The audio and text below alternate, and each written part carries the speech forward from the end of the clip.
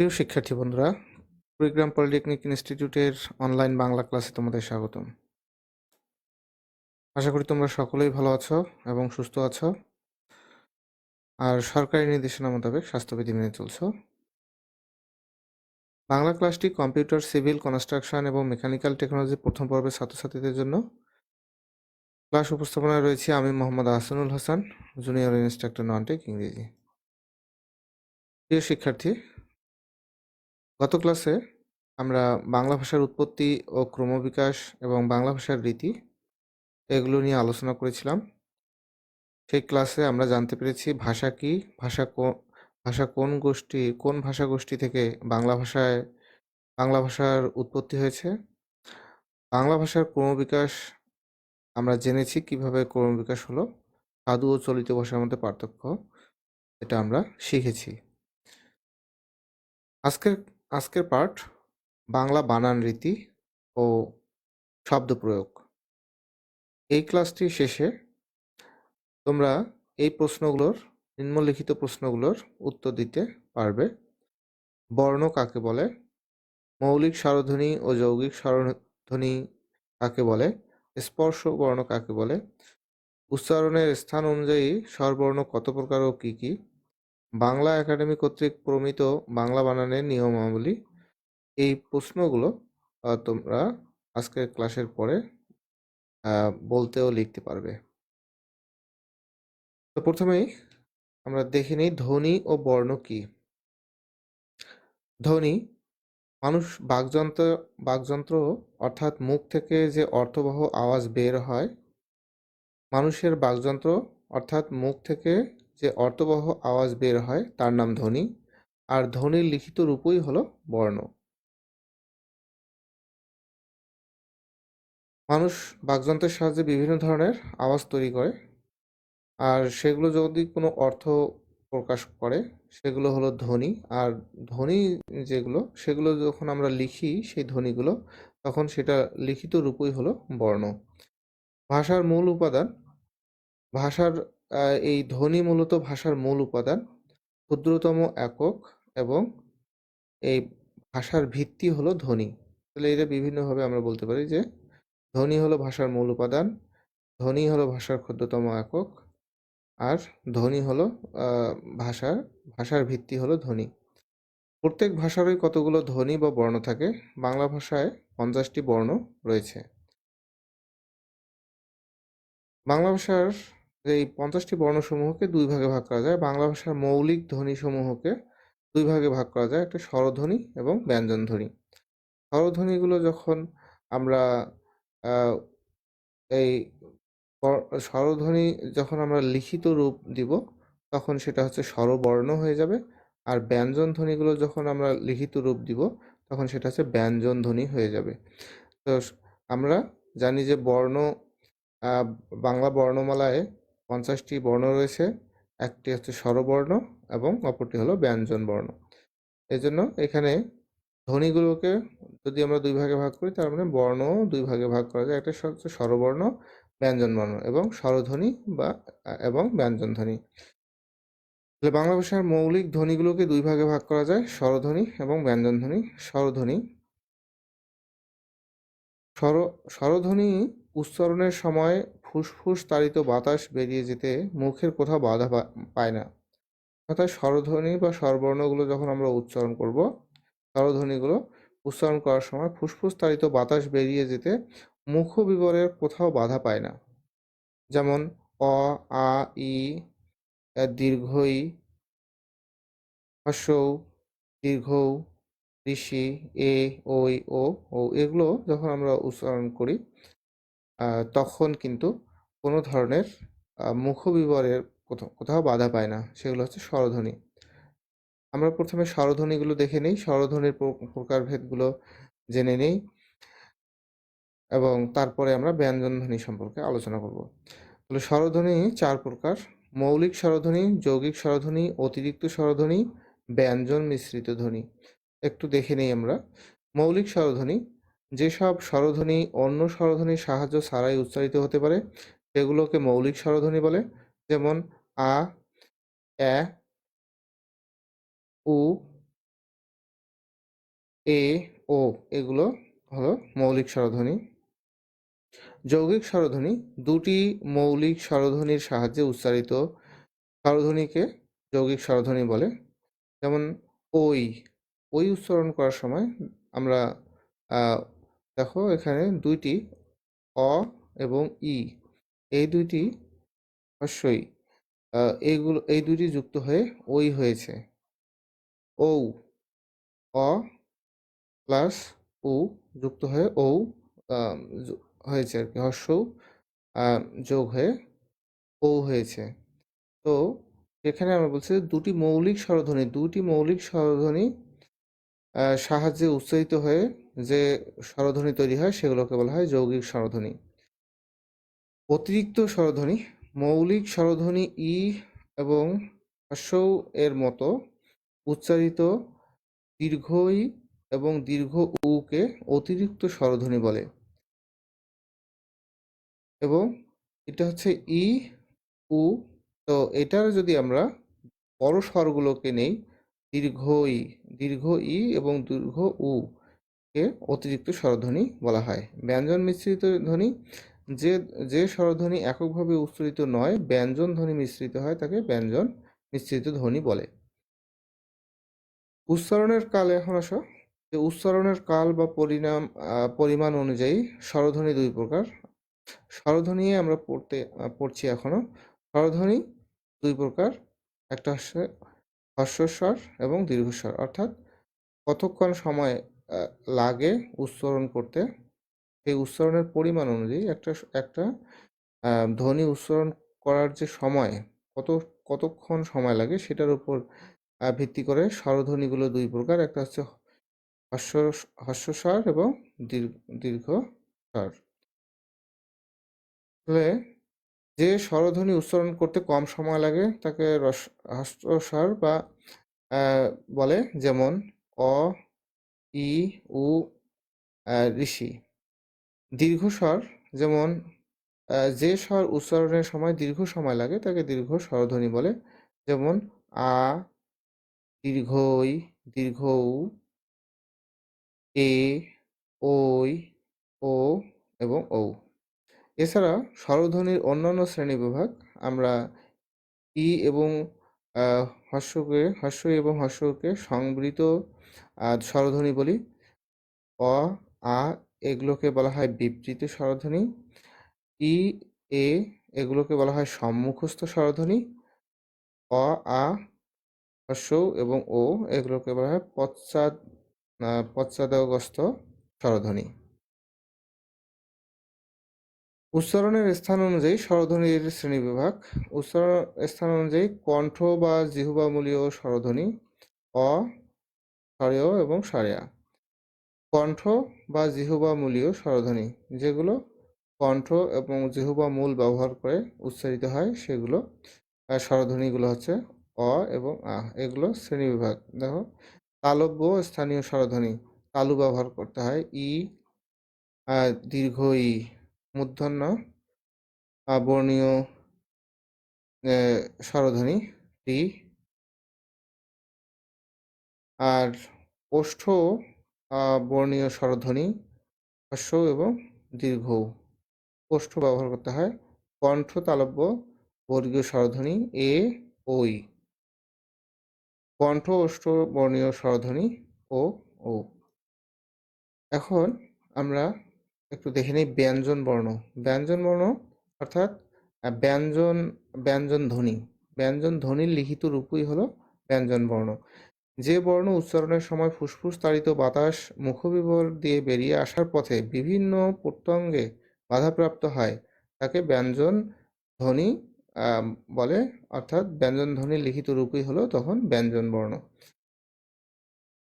স্বরবর্ণের ক্ষেত্রে ফুসফুস তাড়িত বাতাস মুখবিবরের কোথাও বাধা পায় না, আর ব্যঞ্জন ধ্বনির ক্ষেত্রে বা ব্যঞ্জন বর্ণের ক্ষেত্রে বিভিন্ন মুখবিবরের বিভিন্ন প্রত্যঙ্গে বাধাপ্রাপ্ত হয়, সেগুলোকে ব্যঞ্জন বর্ণ বা ব্যঞ্জন ধ্বনি বলে।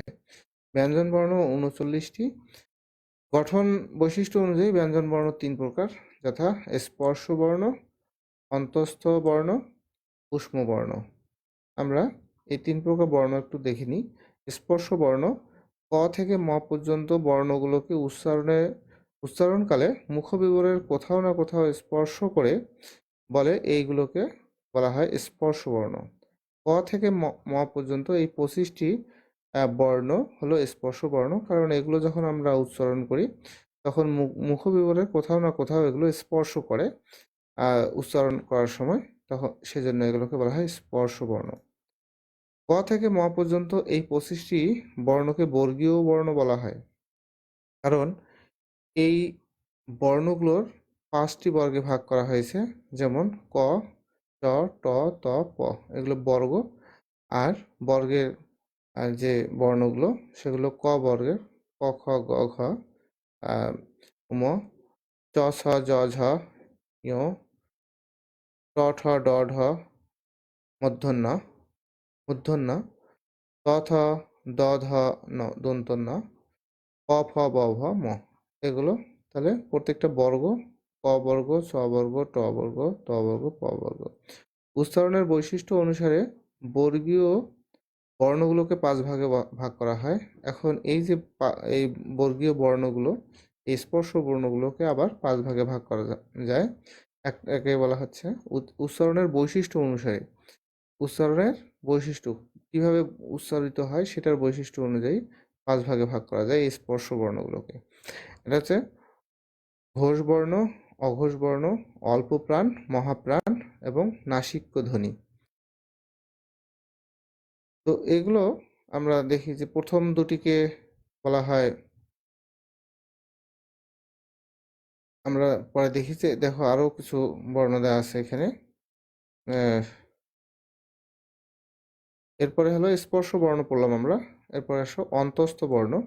যে সকল বর্ণ উচ্চারিত হওয়ার সময় মুখ সম্পূর্ণ খোলা থাকে তাকে অন্তস্থ বর্ণ বলে।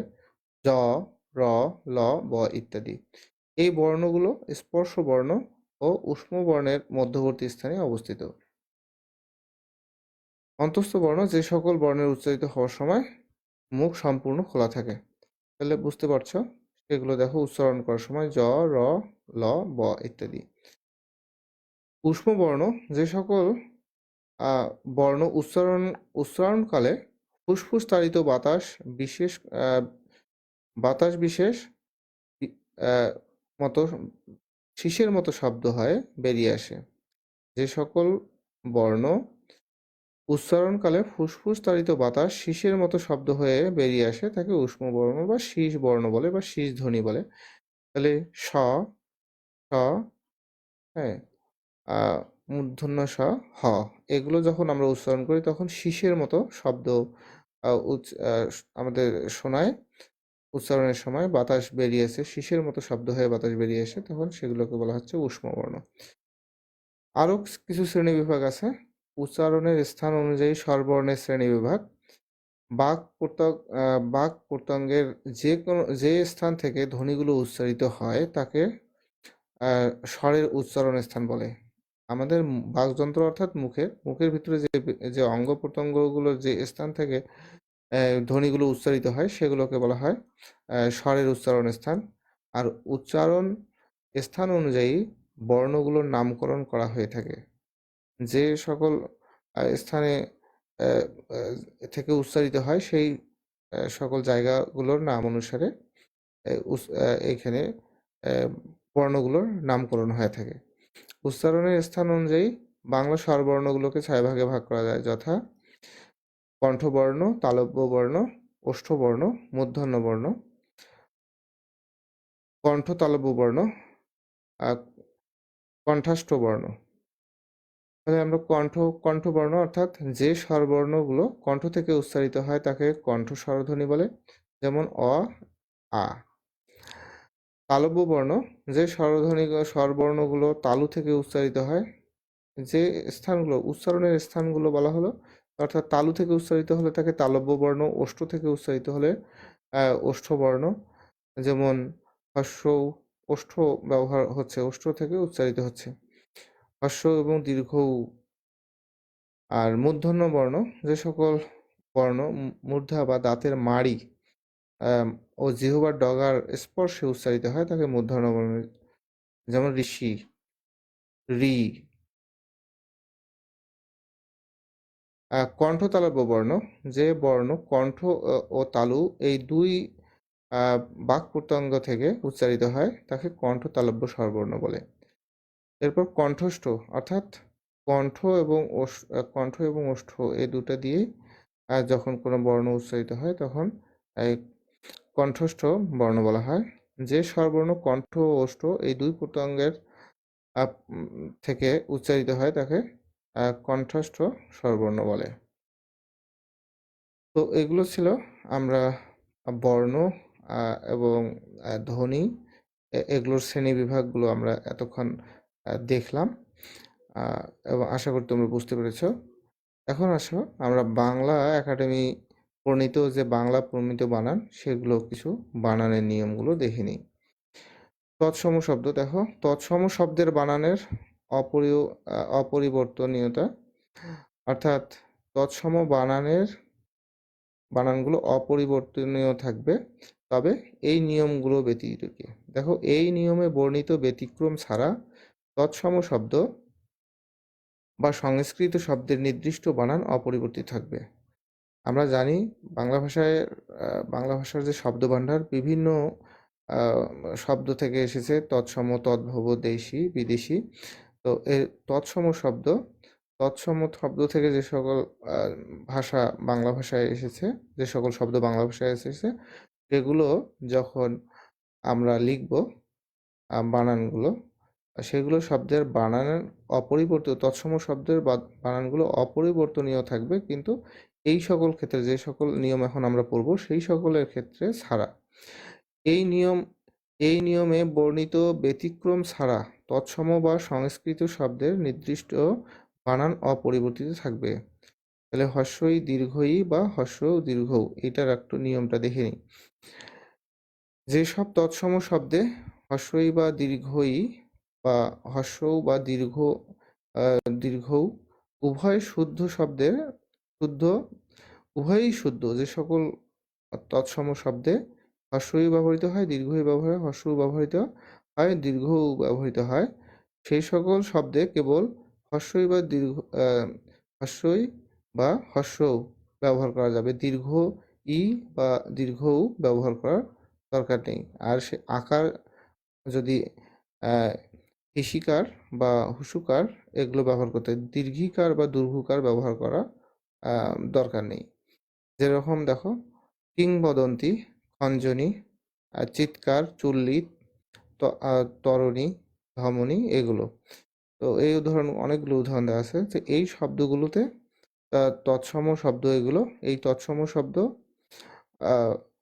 তৎসম শব্দে দীর্ঘি এবং হিসি দুটোই সঠিক ধরা হয় তৎসম ব্যবহারের ক্ষেত্রে, কিন্তু যখন বাংলা প্রমিত বানান অনুযায়ী এগুলো শব্দে দীর্ঘ ই বা দীর্ঘ উ ব্যবহার করার দরকার নেই, শুধু হ্রস্বই বা হ্রস্ব ব্যবহার করতে হবে।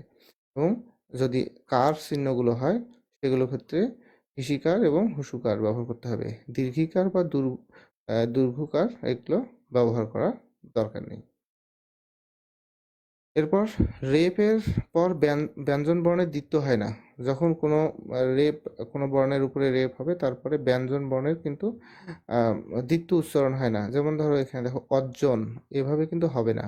অর্জন, উদ্ধ, কম্ম, তাহলে তার উপর রেপ, যখন রেপ ব্যবহৃত হবে তখন এই ব্যঞ্জন বর্ণগুলো দুইবার উচ্চারণ হবে না। তখন ধ, তো এটা দ্বিতীয় উচ্চারণগুলো হবে না। যেমন কার্তিক, এটা উচ্চারণ হবে না কার্য, তাহলে কি উচ্চারণগুলো হবে দেখো অর্জনটাকে আমরা লিখবো এভাবে, অর্জন। হ্যাঁ, তাহলে একবারই রেপ থাকলে ব্যঞ্জন বর্ণের দ্বিতীয় হবে না, এই যে জ সেটা হবে না। ঊর্ধ্ব, এখানে ব্যঞ্জন বর্ণের দ্বিতীয় হবে না। এরপর কম্ম ছিল এখানে কর্ম হলো, একটাই থাকলো এবং ব্যঞ্জন বর্ণের দ্বিতীয় উচ্চারণ হবে না। এবার অনুসারের ক্ষেত্রে দেখো সন্ধির ক্ষেত্রে ক, খ, গ, ঘ এর পরে থাকলে অনুস্বার যদি সন্ধির ক্ষেত্রে ক, খ, গ, ঘ এর পরে থাকলে পূর্ব পদে অবস্থিত ম এর স্থানে অনুস্বার লেখা যাবে। যেমন অহংকার, এটা যখন সন্ধি বিচ্ছেদ করব, অহম যোগ কার। তাহলে এই ধরনের ক্ষেত্রে এই যে পূর্ব অবস্থিত পদে যদি ম থাকে, ম হসন্ত থাকে, তাহলে তার পরিবর্তে অনুস্বার ব্যবহার করা যাবে, অহংকার। এভাবে ভয়ঙ্কর, সঙ্গীত, শুভঙ্কর, হৃদয়ঙ্গম, সংগঠন সন্ধিবদ্ধ না হলেও উময়ের স্থানে অনুস্বার ব্যবহার হবে না। তাহলে যেমন অঙ্ক, এসবের ক্ষেত্রে এসবের ক্ষেত্রে এগুলো। তবে সন্ধিবদ্ধ যদি না হয়, এগুলো যখন সন্ধিবদ্ধ হবে তখন এটার ক্ষেত্রে অনুস্বার ব্যবহার করা যাবে। যদি সন্ধিবদ্ধ না হয় তাহলে আম, এই যে এর স্থানে অনুস্বার ব্যবহৃত হবে না। অর্থাৎ অঙ্ক, দেখো আমরা যখন সন্ধি যদি সন্ধিবদ্ধ না হয় যেগুলো শব্দ, সেগুলোর ক্ষেত্রে এই ব্যবহৃত না হয়, ব্যবহৃত হবে, অনুস্বার ব্যবহৃত হবে না। অঙ্ক, অঙ্গ, আকাঙ্ক্ষা এগুলো কোনোটি সন্ধিবদ্ধ নয়, সেজন্য এখানে উমই বসেছে। ইন প্রত্যয়ান্ত শব্দ, যে সকল শব্দ ইন প্রত্যয় শেষে, যে সকল শব্দের শেষে ইন প্রত্যয় থাকে, সেই সকল ইন প্রত্যয়ান্ত শব্দে দীর্ঘই কারন্ত রূপ সমাসবদ্ধ হলে সংস্কৃত ব্যাকরণের নিয়ম অনুযায়ী সেগুলো রস্বইকার হয়। যেমন ধরো গুণী, তাহলে গুণীজন, প্রাণী, প্রাণীবিদ্যা, তাহলে রস্বইকার হয়। মন্ত্রী, মন্ত্রী, মন্ত্রী পরিষদ। তাহলে তবে এগুলো সমাসবদ্ধ রূপে দীর্ঘইকারের ব্যবহারও চলতে পারে। যেমন গুণী, গুণীজন, প্রাণী, প্রাণীবিদ্যা, মন্ত্রী, মন্ত্রী। তাহলে ইন প্রত্যয় যেগুলো আছে, কোনো শব্দের শেষে যদি ইন প্রত্যয় থাকে তখন সেগুলোর ক্ষেত্রে রস্বইকার ব্যবহার করা হয়। আর এগুলোর ক্ষেত্রে কোনো কোনো ক্ষেত্রে আবার দীর্ঘইকারেরও ব্যবহার চলতে পারে, সেটা হচ্ছে গুণীজন। দেখো গুণীজন, এখানে দীর্ঘইকারও হতে পারে, হ্রস্বইকারও হতে পারে। এরপর ইন প্রত্যয়ান্ত শব্দের সঙ্গে তয় ব ও তা প্রত্যয়যুক্ত থাকলে ইকার হবে। যেমন ধরো কৃতিত্ব, তাহলে এখানে তয় ব বা তা প্রত্যয় যদি থাকে তাহলে কৃতিত্ব এরকম যদি হয় তখন সেক্ষেত্রে ইকার হবে, ইকার হবে আর কি। দায়ী, দায়িত্ব, প্রতিযোগী, প্রতিযোগিতা, মন্ত্রী, মন্ত্রিত্ব, সহযোগী, তাহলে সবগুলোতে দেখো ইকার হয়েছে। এরপর বিসর্গ এর ব্যবহার, শব্দের শেষে বিসর্গ থাকবে না। যে সকল শব্দের শেষে বিসর্গ থাকবে না, যেমন ইতস্তত, কার্যত, ক্রমশ, পুনঃ পুনঃ, প্রথমত, প্রধানত, প্রায়ত, প্রায়শ্চ, ফলত, বস্তুত, মূলত, এগুলোর পরে সংস্কৃত তৎসমূহ বা সংস্কৃতের ক্ষেত্রে এগুলোর পরে বিসর্গ থাকতো, কিন্তু বাংলা প্রমিত বানানের নিয়মে সেগুলোতে বিসর্গ থাকবে না। এছাড়া নিম্নলিখিত ক্ষেত্রে শব্দ মধ্যস্থ বিসর্গ বর্জিত রূপ গৃহীত হবে। যেমন দুস্থ, এগুলোর ক্ষেত্রেও বিসর্গ বর্জিত রূপ গৃহীত হবে, এগুলোর বিসর্গ থাকবে না। যেমন দুস্থ, নিস্তব্ধ, নিস্পৃহ, নিঃশ্বাস। এখন আসো অতৎসম শব্দ, যেগুলো তৎসম শব্দ থেকে আসেনি, তৎসম, অতৎসম, সেগুলো শব্দের যে নিয়ম সেগুলো একটু দেখে নিই। ইকার, দীর্ঘই, হ্রস্বউ, দীর্ঘউ, এগুলোর ক্ষেত্রে নিয়ম অতৎসম শব্দের ক্ষেত্রে সকল অতৎসম অর্থাৎ তদ্ভব, দেশি, বিদেশি, মিশ্র শব্দ কেবল ই এবং উকার, হ্রস্বই এবং হ্রস্বই এবং এগুলোর কার চিহ্ন যেগুলো হিসিকার এবং হুসুকার ব্যবহৃত হবে।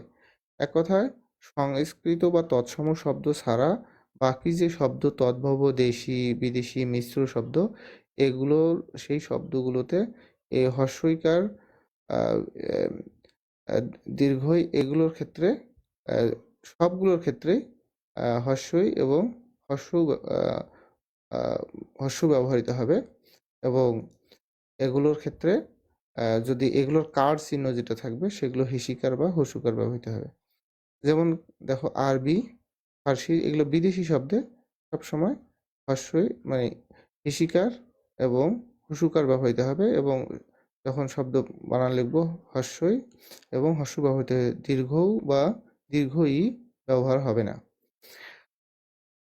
আরবি, আসাবি, ইংরেজি সবগুলোতে দেখো বিদেশি শব্দ বা তদ্ভব শব্দ, দেশি শব্দ, মিশ্র শব্দ এগুলোতে সবসময় ব্যবহৃত হবে। অনেকগুলো উদাহরণ দেওয়া আছে। এরপর পদাশ্রিত নির্দেশক টিতে ইকার হবে। তাহলে পদাশ্রিত নির্দেশক টি যখন থাকবে তখন অবশ্যই দীর্ঘই হবে না, ইকার হবে। ছেলেটি, লোকটি, বইটি দীর্ঘই হবে না, বইটি দীর্ঘই হয় না। সর্বনাম, বিশেষণ, ক্রিয়া বিশেষণ ও যোজক পদ রূপে কি শব্দটি দীর্ঘইকার লেখা হয়? তাহলে দেখো সর্বনাম, বিশেষণ, ক্রিয়া বিশেষণ ও যোজক রূপে কি শব্দটি দীর্ঘইকার লেখা হবে? এটা কি বই? দেখো এখানে কি বই, তাহলে এটা সর্বনাম হিসেবে যখন ব্যবহৃত হবে তখন এটা কয় হিসি হবে না, মানে দীর্ঘইকার কার চিহ্ন ব্যবহৃত হবে, দীর্ঘী। তো এরকম কি আনন্দ, কি আর বলবো, কি করছো, এ ধরনের। কিন্তু যেগুলো প্রশ্ন দেখো এখানে কিভাবে কিরকম এরকম, যে তবে যেসব প্রশ্নবাচক সব বাক্যের উত্তর হ্যাঁ বা না হবে সেই সব বাক্যে ব্যবহৃত কি রস্বইকার দিয়ে লেখা হবে। যেমন তুমি কি যাবে, তুমি কি এসেছিলে, সে কি এসেছিল, এরকম ক্ষেত্রে কি হিসিকার ব্যবহার হবে, মানে রস্বইকার ব্যবহৃত হবে। আর সর্বনাম, ক্রিয়া বিশেষণ, বিশেষণ যখন হবে যেমন কি, কি বই, তখন এখানে দীর্ঘইকার ব্যবহৃত হবে। এ এবং এ এগুলোর ক্ষেত্রে বাংলা বর্ণে একার দিয়ে এবং আ দিয়ে উভয় ধ্বনি নির্দেশিত হয়। কেন? কেন? দেখো একার দিয়ে হয় কেন এবং কেন। তো কেন ক্রয় করা অর্থে, খেলা, খেলি, গেল এগুলো। তবে কিছু তদ্ভব এবং বিশেষভাবে দেশি শব্দ রয়েছে যেগুলোর জফলা আকার, জফলা প্লাস যোগ আকার যদি থাকে যুক্ত রূপ হলো বহুল পরিচিত। যেমন ব্যাং, ল্যাঠা, আহ, এসব এসব শব্দে জফলা যোগ আকার অপরিবর্তিত থাকবে। যে শব্দগুলো বহুল পরিচিত সেই শব্দগুলো যেমন ব্যাং, ল্যাঠা এগুলোতে অপরিবর্তিত থাকবে। বিদেশি শব্দের ক্ষেত্র অনুযায়ী এ বা জফলাকার ব্যবহৃত হবে। যেমন অ্যাকাউন্ট প্রয়োজন অনুযায়ী বিদেশি শব্দের ক্ষেত্রে ব্যবহৃত হবে প্রয়োজন অনুযায়ী এই জফলা এবং আকার। তাহলে অ্যাকাউন্ট, এখানে অ্যাকাউন্টের জায়গায় প্রয়োজন অনুযায়ী বসেছে, উচ্চারণের প্রয়োজন স্বার্থে যেরকম জফলা আকার ব্যবহার করা দরকার সেরকম অনুযায়ী বসছে। ও এর ক্ষেত্রে নিয়ম, বাংলা স্বরধ্বনি অধ্বনি উচ্চারণের ক্ষেত্রে ও ওর মতো হয়। বাংলা অধ্বনি উচ্চারণের বহু ক্ষেত্রে ওর মতো হয়। অধ্বনিটা উচ্চারণ যখন হবে তখন ওর মতো হয়। শব্দ শেষের এসব অধ্বনি ওকার দিয়ে লেখা যেতে পারে। যেমন ধরো কালো, ও ও উচ্চারণ হচ্ছে, সেক্ষেত্রে ও না লিখে কালো, ওটা না লিখে ওকার দেওয়া যেতে পারে। খাটো, ওটা না লিখে ওকার দেওয়া যেতে পারে। ভবিষ্যৎ অনুজ্ঞায় শব্দের আদিতে ও ওকার লেখা যেতে পারে। ভবিষ্যৎ অনুজ্ঞায় কারো শব্দের আদিতে ওকার লেখা যেতে পারে। যেমন ধরো করো, বলো, বসো, এরকম ক্ষেত্রে ভবিষ্যতের অনুজ্ঞায় ভবিষ্যৎ কালের যে কোনো কাজ করতে বলা হবে এরকম ক্ষেত্রে অনুজ্ঞা সূচকের ক্ষেত্রে ওকার ব্যবহার করা যেতে পারে। ও না বসে ওকার ব্যবহার করা যেতে পারে। অনুসার এবং উম এটার ক্ষেত্রে শব্দের শেষে প্রাসঙ্গিক ক্ষেত্রে সাধারণত অনুস্বার ব্যবহৃত হয়, গাং, ঢং, পালং, বরং এগুলো। তবে অনুস্বারের সঙ্গে স্বর যুক্ত হলে হবে, যেমন বাঙালি যদি স্বর যুক্ত হয় সেক্ষেত্রে হবে, যেমন বাঙালি, ভাঙা, রঙিন, রং এগুলোর ক্ষেত্রে যখনই স্বর যুক্ত হবে সাধারণভাবে অনুস্বার হবে, কিন্তু যখনই এই শব্দগুলোতে স্বর যুক্ত হবে অনুস্বারের সাথে, যেমন ধরো ঢঙ্গে, রঙে, হ্যাঁ এরকম যদি হয় তখন সেগুলোর সাথে এই ব্যবহৃত হবে সেগুলোতে। এছাড়া আরও কিছু নিয়ম আছে। যাই হোক, ক্লাসটি বড় হয়ে যাচ্ছে, সেজন্য তোমরা বাকি গুলো দেখে নিবে। বইয়ের নিয়মগুলো আছে সেগুলো একটু ভালো করে পড়বে। ক্লাস পর্যালোচনা। বর্ণ কাকে বলে? আজকে ক্লাসে আমরা শিখলাম বর্ণ কাকে বলে, মৌলিক স্বরধ্বনি ও যৌগিক স্বরধ্বনি কাকে বলে, স্পর্শ বর্ণ কাকে বলে, উচ্চারণের স্থান অনুযায়ী স্বরবর্ণ কত প্রকার, কি কি, বাংলা একাডেমি কর্তৃক প্রমিত বাংলা বানানের কিছু নিয়ম আমরা পড়লাম। তো বাড়ির কাজ, অনুশীলনী সকল প্রশ্ন ভালো করে পড়বে এবং লিখবে। পরবর্তী ক্লাস বাংলা নাটিকা মানুষ, মনির চৌধুরী। আমরা একটি নাটিকা পড়ব, নাটিকার নাম মানুষ, লিখেছেন মনির চৌধুরী।